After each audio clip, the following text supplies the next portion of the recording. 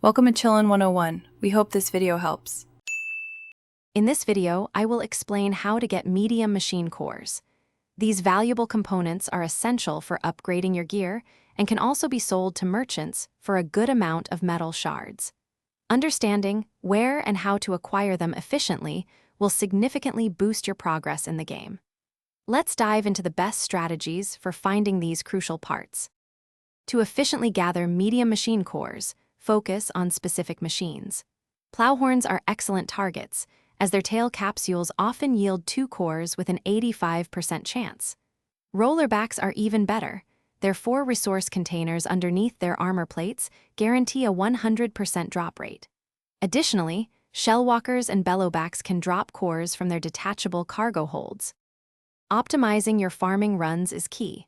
Always aim to detach specific components, like a rollerback's resource containers, using tier damage before defeating the machine. This ensures you get the guaranteed drops. After clearing a site, fast travel to a distant campfire and then immediately back to your farming location. This quick reset will respawn the machines, allowing for continuous farming. Beyond hunting, there are other ways to acquire medium machine cores. Always check with salvage contractors and other vendors, as they occasionally have these cores available for purchase.